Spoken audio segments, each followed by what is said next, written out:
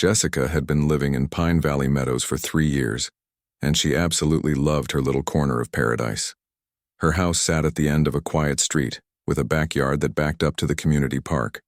She had spent countless weekends transforming that backyard into something special, planting roses along the fence, creating a small vegetable garden, and even building a cozy fire pit area where she loved to sit with her morning coffee. The neighborhood was nice enough, though the homeowners association could be pretty strict about things. They had rules about everything: what color you could paint your mailbox, how tall your grass could be, even what kind of Christmas decorations were allowed. Most neighbors just went along with it to keep the peace, but Jessica had always been careful to follow every single rule to avoid any trouble. That particular Saturday morning started like any other. Jessica woke up early, made her usual cup of coffee, and stepped outside to check on her tomato plants. The weather was perfect, one of those crisp spring mornings that made you happy to be alive. She was bending down to pull a few weeds when something caught her eye that made her freeze in place. There were small wooden stakes scattered all across her backyard, not just one or two, but dozens of them, each one marked with bright orange spray paint. They formed what looked like a grid pattern, extending from the community park area all the way to within just a few feet of her back porch. Jessica stood up slowly, her heart starting to beat faster as she tried to make sense of what she was seeing. She walked around the stakes, counting them and trying to figure out what they could possibly be for. Had the city decided to do some kind of utility work? Was there a drainage problem she didn't know about? But none of that made sense. These stakes were clearly marking out some kind of boundary or construction area, and they were definitely on her property. As she stood there puzzling over the situation, Jessica noticed voices coming from the park area behind her fence. She walked over and peeked through the wooden slats to see a group of people standing around with clipboards and measuring tapes. They were dressed nicely, not like construction workers, and they seemed to be having some kind of planning meeting. Curiosity got the better of her, so Jessica walked around to the park entrance and approached the group.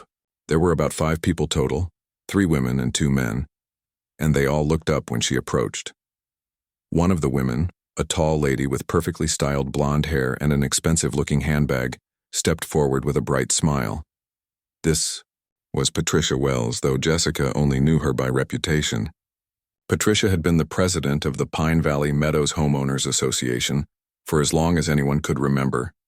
She was known for being very involved in community affairs, always organizing events and making sure everyone followed the rules. Some people appreciated her dedication, while others found her a bit too controlling for their taste. Patricia greeted Jessica warmly, as if they were old friends meeting for lunch. She explained that the group was doing some planning for a very special community event that would be happening in just 2 months. Her daughter was getting married, and Patricia had decided that the perfect location for the reception would be right there in the community park, extending into the adjacent properties to create a larger, more beautiful space. Jessica listened politely, but she was starting to get a sinking feeling in her stomach as Patricia continued talking. The woman pointed toward Jessica's backyard, explaining how the wedding planners had determined that they would need to use about 15 feet of Jessica's property to accommodate all the guests and create the perfect setting for photographs. When Jessica started to object, Patricia waved her hand dismissively and pulled out a thick folder of papers. She explained that according to the community bylaws, the Homeowners Association had certain rights to use private property for special community events. She claimed there were provisions that allowed the HOA to temporarily access any property within a certain distance of the common areas when it was deemed necessary for the good of the entire community. Patricia spoke with such confidence and authority that Jessica found herself momentarily speechless. The woman made it sound like this was all perfectly normal and legal, just another part of living in a managed community. She even suggested that Jessica should feel honored to be chosen as part of such an important family celebration. The other people in the group nodded along as Patricia spoke, and one of them mentioned how beautiful Jessica's backyard would look with professional landscaping and decorations. They talked about installing a gazebo, creating a dance area, and setting up elegant lighting that would make the whole space look like something from a magazine. Jessica tried to wrap her head around what she was hearing. These people were casually discussing plans to take over her private property for a wedding reception, and they seemed to genuinely believe they had every right to do so. Patricia was talking about contractors and landscapers and caterers as if the whole thing was already decided. When Jessica finally found her voice and asked whether anyone had planned to actually ask her permission, Patricia looked genuinely surprised by the question. She explained that permission wasn't necessary because this fell under the community event provisions of the HOA agreement. She suggested that Jessica review her homeowner documents if she had any doubts about the association's authority and such matters. The conversation continued for another 10 minutes, with Patricia becoming increasingly impatient as Jessica asked more questions. The HOA president kept referring to various rules and regulations, speaking in legal-sounding language that was clearly meant to intimidate and confuse. She mentioned property easements and community standards and emergency provisions, making it all sound very official and binding. By the time the group finally packed up their materials and left, Jessica felt like she had been hit by a truck. She walked back to her house in a daze, looking at those orange stakes scattered across her beloved backyard with completely new eyes. What had started as a peaceful Saturday morning had turned into the beginning of what felt like a nightmare.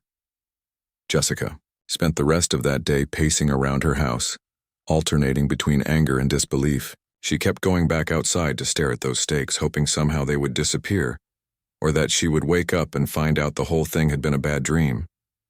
But every time she looked, they were still there, marking out what Patricia had claimed would soon become part of an elaborate wedding venue.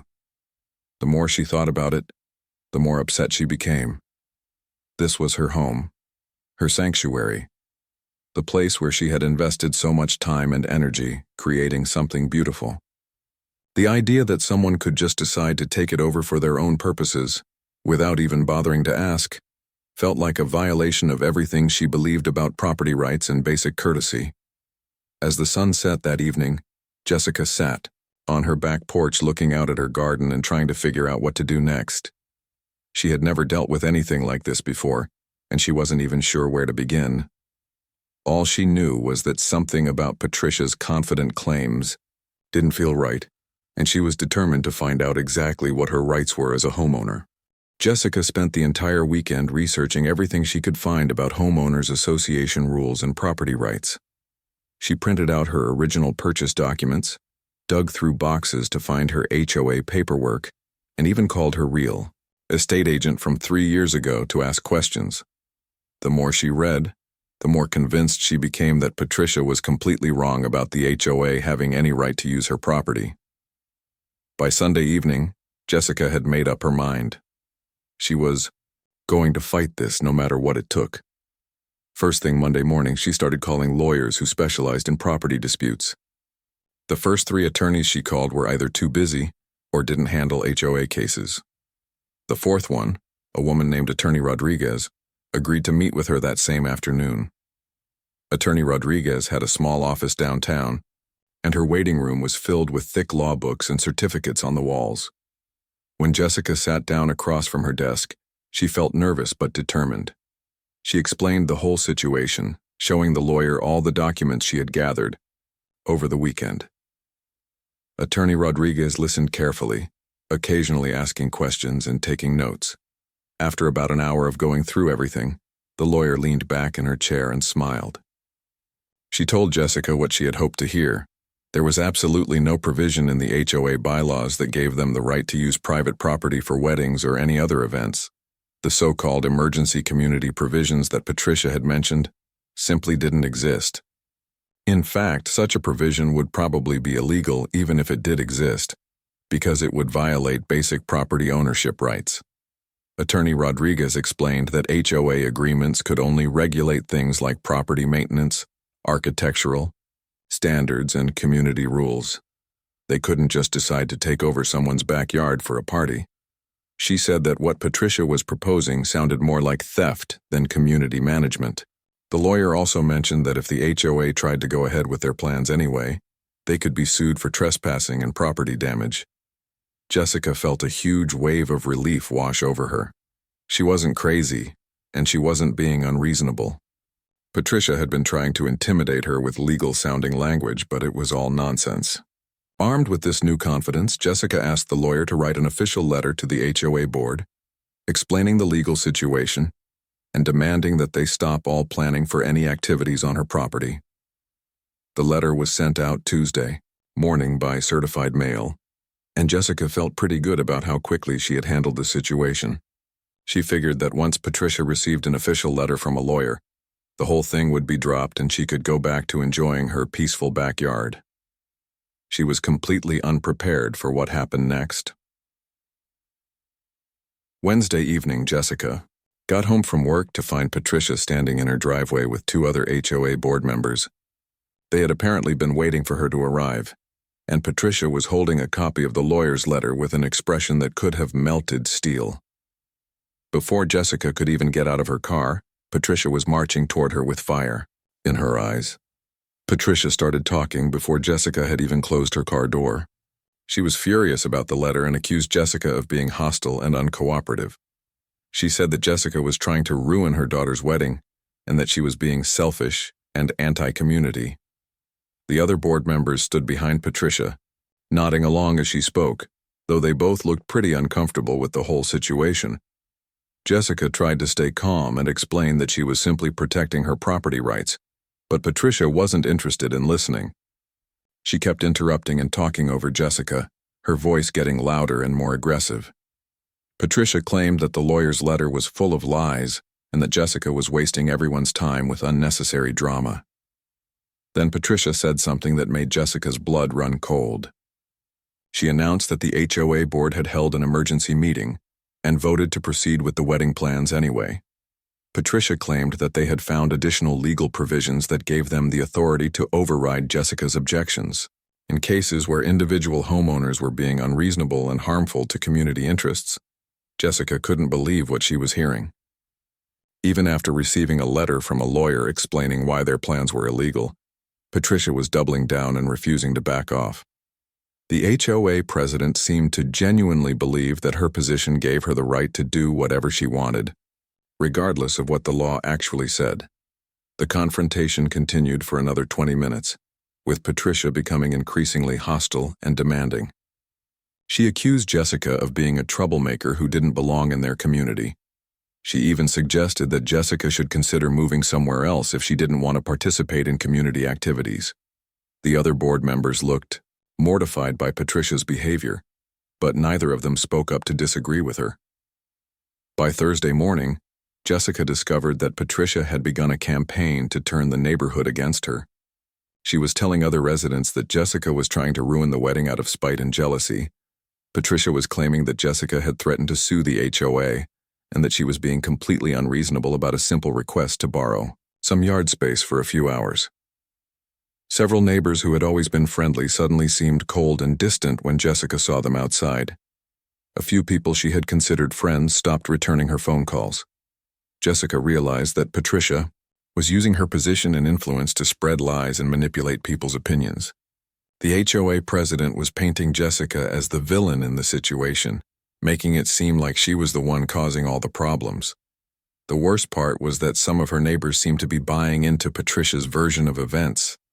They were looking at Jessica like she was some kind of monster for refusing to let someone use her backyard for a wedding.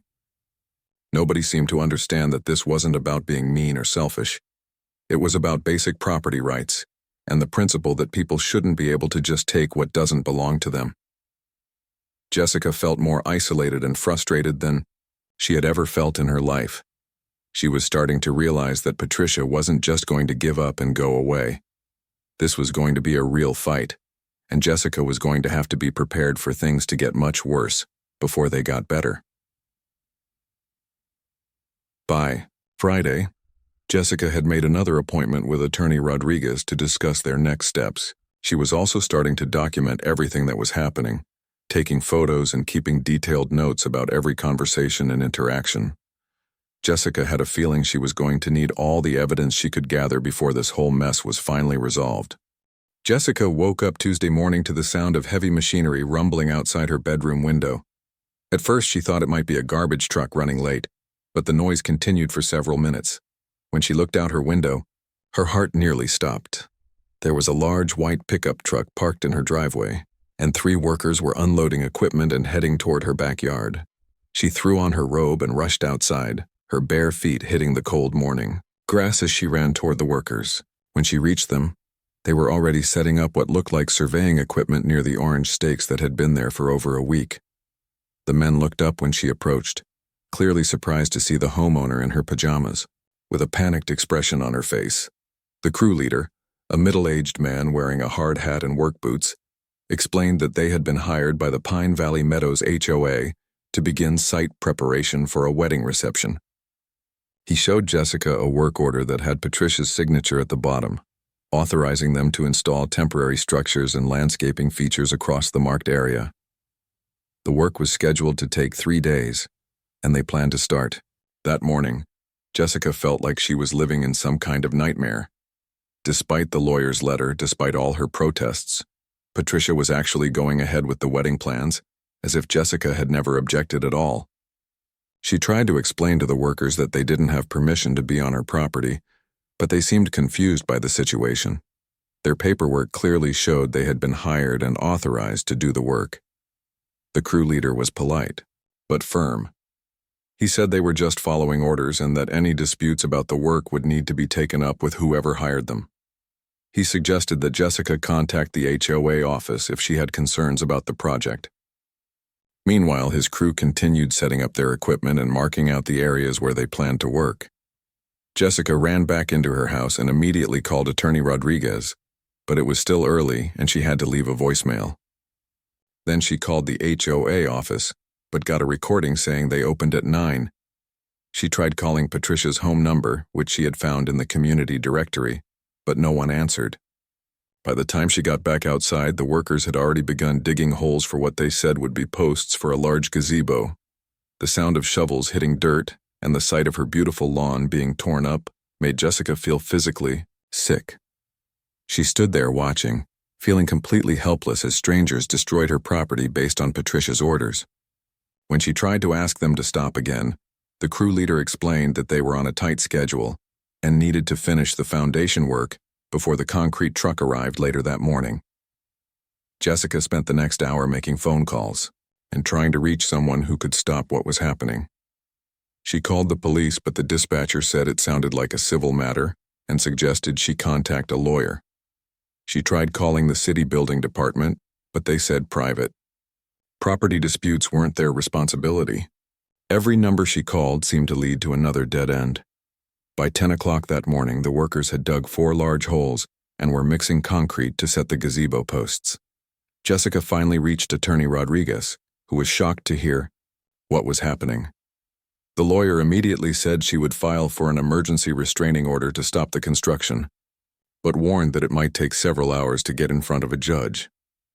While Jessica was on the phone with her lawyer, Patricia arrived at the construction site. She was dressed in expensive-looking clothes and carrying a clipboard, looking every bit like someone in charge of an important project. She walked around the work area, inspecting what had been done and giving instructions to the workers about where to place different elements of the wedding setup. When Patricia noticed Jessica standing nearby, she walked over with a smile that didn't reach her eyes. She acted like nothing unusual was happening, commenting on what a beautiful day it was and how nicely the work was progressing. When Jessica demanded to know why construction was happening on her property without permission, Patricia's expression turned cold. Patricia explained that the HOA board had voted to proceed with the wedding plans under their emergency community provisions. She claimed that Jessica's lawyer had been wrong about the legal issues, and that the HOA had consulted with their own attorney who had confirmed their right to use the property. Patricia said that Jessica's continued objections were unreasonable, and that the community had decided to move forward for the good of everyone involved. Jessica felt like she was talking to someone from another planet. Patricia seemed to genuinely believe that her position as HOA president gave her the authority to override property rights and legal objections. She spoke with such confidence and certainty that Jessica almost wondered if she was the one who had misunderstood something about the situation. The conversation became more heated as Jessica insisted that the work stop immediately. Patricia became increasingly dismissive and condescending, treating Jessica like a child throwing a tantrum, rather than a homeowner defending her legal rights. She even suggested that Jessica was being dramatic and that a few hours of construction noise was hardly worth all the fuss she was making. By noon, the gazebo posts were set in concrete, and the workers were beginning to install the frame. Jessica watched in horror as a large white structure began taking shape in what had been her peaceful backyard just hours earlier. The workers had also trampled through her flower beds and damaged her irrigation system while moving their equipment around. When Jessica pointed out the damage to her landscaping, Patricia dismissed it as minor and temporary. She said that professional landscapers would be arriving the next day to install new plantings and that everything would look better than before when they were finished. Patricia seemed to think she was doing Jessica a favor by upgrading her backyard for the wedding. The afternoon brought even more chaos as additional workers arrived with truckloads of materials. They began installing a wooden dance floor that extended well beyond the gazebo area, covering more of Jessica's property than she had ever imagined possible. The sound of power tools and hammering continued until well after dark, making it impossible for Jessica to relax or even think clearly about her next steps. That evening, Jessica sat on her front porch because her backyard had become completely unusable. The beautiful space where she used to drink her morning coffee and tend her garden was now a construction zone filled with equipment, materials, and partially completed wedding structures. She felt like strangers had invaded her home and taken over her life. Attorney Rodriguez called that evening to report that the emergency restraining order had been denied because the judge wanted to see more documentation about the property boundaries and HOA agreements. The legal process was going to take longer than anyone had hoped, which meant the construction would likely continue for several more days. Jessica realized that Patricia had calculated this situation perfectly. By starting construction quickly and presenting official-looking paperwork, she had created a situation where stopping the work would be more complicated than allowing it to continue. Patricia was betting that Jessica would eventually give up and accept the wedding rather than fight a prolonged legal battle. But Jessica was more determined than ever to stand up for her rights. Watching her property being taken over had made her realize that this wasn't just about one wedding. It was about whether people like Patricia could get away with bullying their neighbors and ignoring the law. Jessica decided that no matter what it took, she wasn't going to let Patricia win this fight. By Friday afternoon, Jessica's backyard looked like something from a fairy tale, if you ignored the fact that it was built on stolen property. The gazebo was completely finished, painted in elegant white with delicate trim work.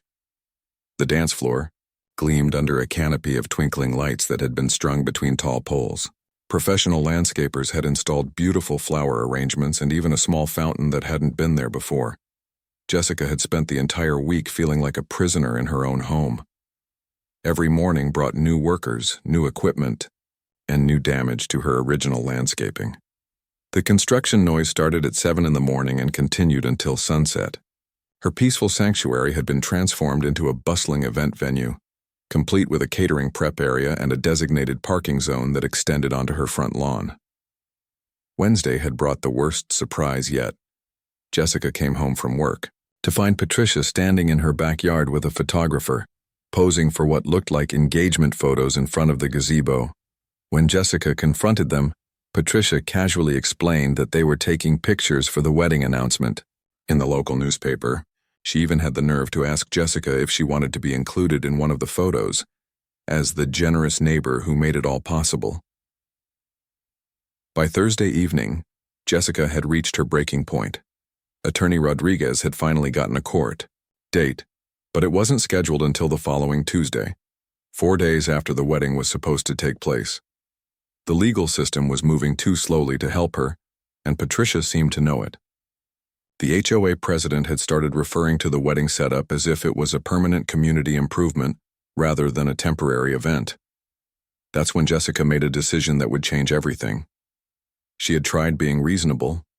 She had tried working through lawyers, and she had tried appealing to Patricia's sense of basic decency.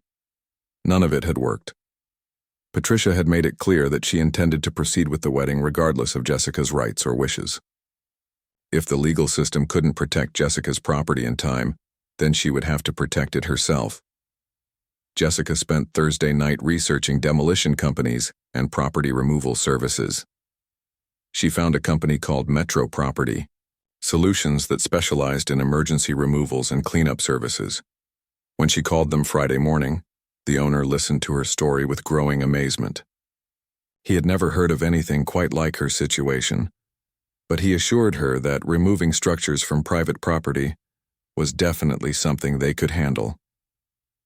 The demolition company owner explained that as long as Jessica could prove the structures were on her property without permission, his crew could remove them legally. Jessica had plenty of documentation: her property survey, her deed, photos of the construction process, and copies of all her legal correspondence with the HOA. The owner said they could have a crew ready to work on Saturday morning if needed. Jessica also made another important phone call that Friday. She contacted Channel 7 News, the local television station that had a reputation for covering community interest stories. When she explained her situation to the news desk, they were immediately interested. The reporter she spoke with said that property rights disputes were always newsworthy, especially when they involved such unusual circumstances. They agreed to send a camera crew to document whatever happened on Saturday.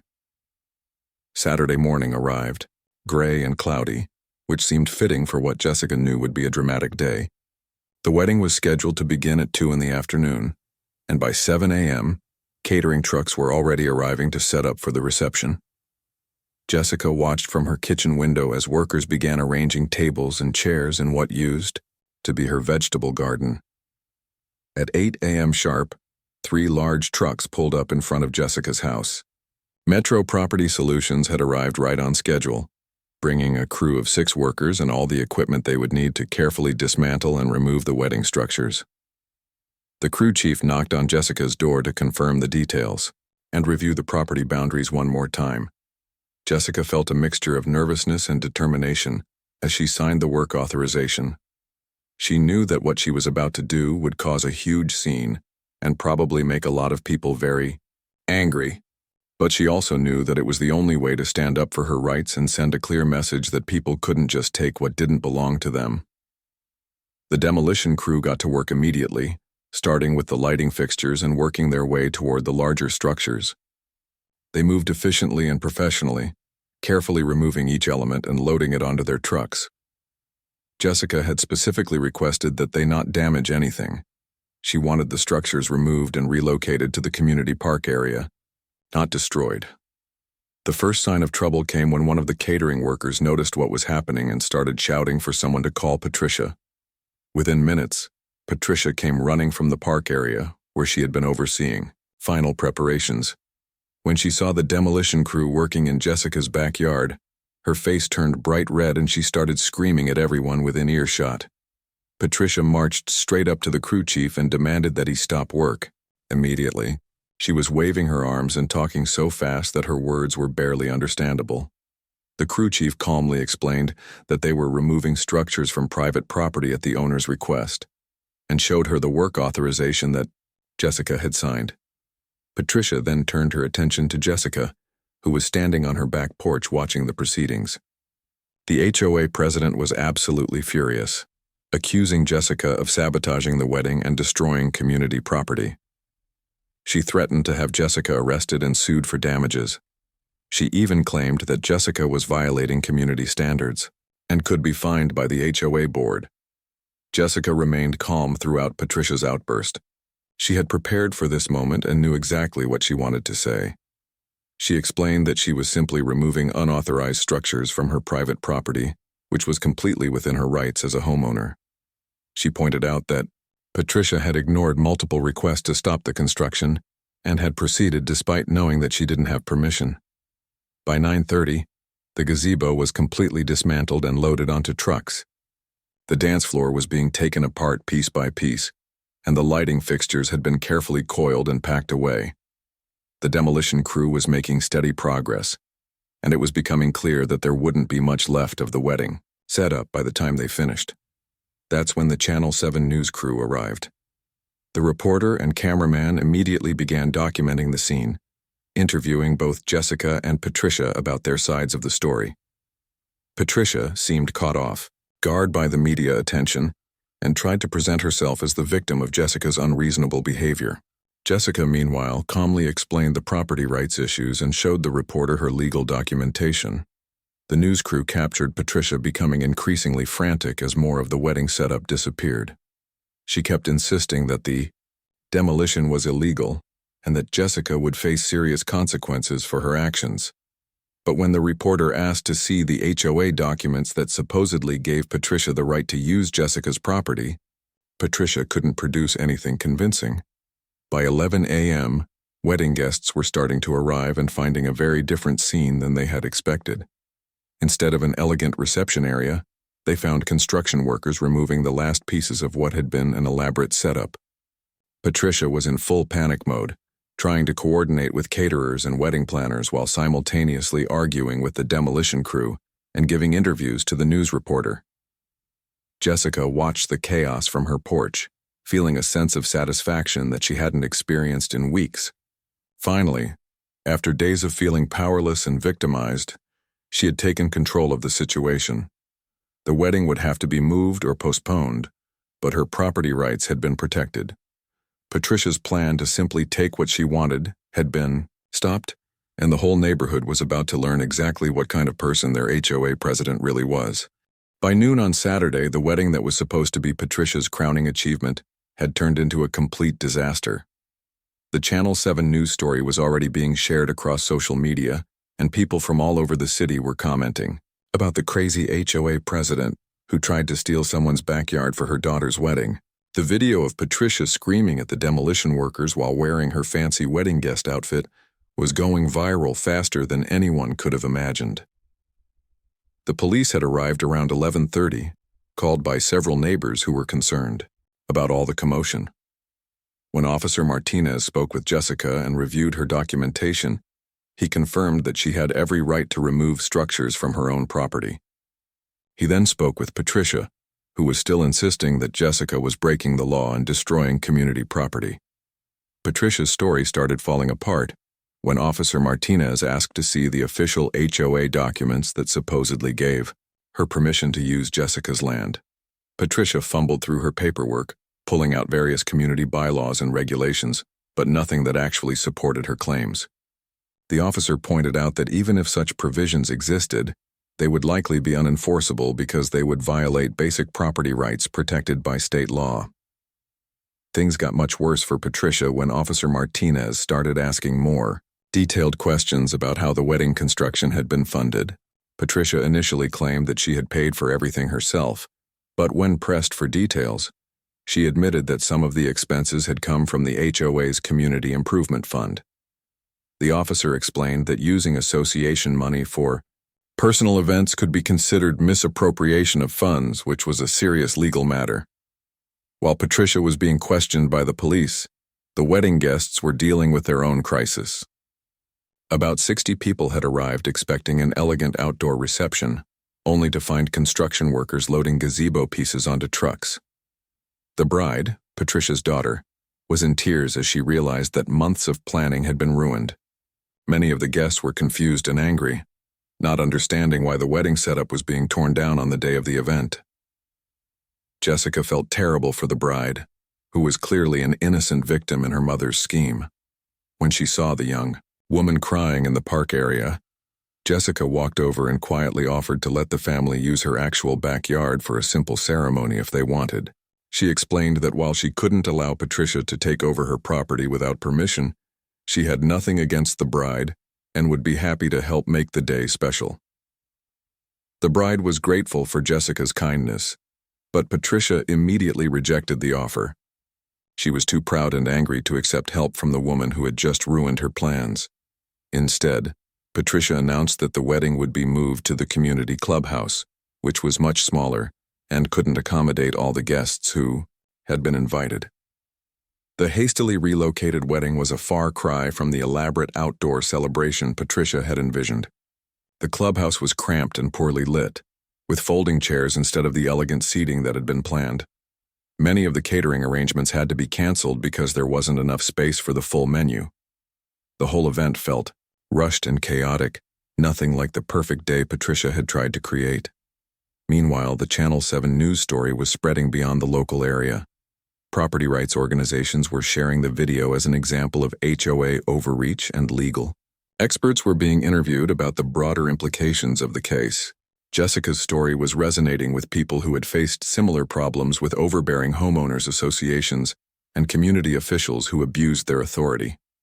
By Sunday morning, Jessica's phone was ringing constantly with calls from reporters, lawyers, and supporters who had seen the news coverage. Several law firms offered to represent her for free, saying that her case could set an important precedent for property rights. A national homeowners' rights organization even offered to help fund her legal expenses if Patricia decided to pursue the matter further. The real bombshell came on Monday morning when the other HOA board members called an emergency meeting to review Patricia's actions. Jessica was invited to attend and present her side of the story. When she arrived at the community center, she found a room full of neighbors who had finally learned the truth about what had been happening. During the meeting, it became clear that Patricia had been acting largely on her own and had misled the other board members about the legal situation. She had claimed that her lawyer had approved the wedding plans, but when pressed for details, she couldn't provide any documentation to support this claim. In fact, it turned out that Patricia had never actually consulted with an attorney about using Jessica's property. The financial review was even more damaging to Patricia's position. The investigation revealed that she had spent over $8,000 of HOA money on wedding preparations without proper authorization from the board. She had classified the expenses as community improvements and landscaping costs, but the receipts clearly showed payments to wedding vendors and decorators. When confronted with this evidence, Patricia initially tried to defend her actions by claiming that the wedding would have benefited the entire community. She argued that the beautiful decorations and landscaping would have enhanced property values for everyone. But the other board members weren't buying these explanations, especially after seeing the news coverage of her behavior on Saturday. The meeting ended with Patricia being removed from her position as HOA president, effective immediately. The board also voted to reimburse Jessica for her legal expenses and property damage, and to issue a formal apology for the way she had been treated. Patricia was given 30 days to repay the money she had spent on wedding preparations, or face potential criminal charges for misuse of community funds. The story took an even more dramatic turn on Wednesday, when the district attorney's office announced that they were opening an investigation into Patricia's use of HOA funds. The prosecutor explained that using organization money for personal expenses was a form of embezzlement, regardless of whether the person intended to pay it back later. Patricia could face criminal charges that carried significant fines and possible jail time. Jessica's victory was complete, but she took no pleasure in Patricia's downfall. She had never wanted to destroy anyone's life. She had simply wanted to protect her property rights and stand up to bullying behavior. The fact that Patricia's actions had led to criminal charges was entirely due to her own poor decisions and abuse of power. The case became a landmark example of how ordinary citizens could fight back against HOA overreach and official abuse. Jessica received hundreds of letters and emails from people sharing their own stories of dealing with difficult community associations. Many people thanked her for taking a stand and showing that it was possible to win against seemingly impossible odds. 6 months later, Jessica's backyard was more beautiful than ever. She had used some of the settlement money to install new landscaping and create an even better garden space. The community had elected a new, more reasonable HOA board that focused on actual community needs rather than personal power trips. Patricia moved away from Pine Valley Meadows shortly after the criminal charges were filed. She eventually pled guilty to misappropriation of funds and received probation and community service. Her daughter's marriage survived the wedding disaster, though the young couple chose to live in a different neighborhood where they could start fresh without the shadow of their family's scandal. Jessica's story became an inspiration to property owners everywhere who were dealing with similar problems. She proved that standing up for your rights, even when it seems hopeless, can lead to justice and positive change. Most importantly, she showed that bullies and power-hungry officials can be stopped when ordinary people refuse to be intimidated and are willing to fight for what's right.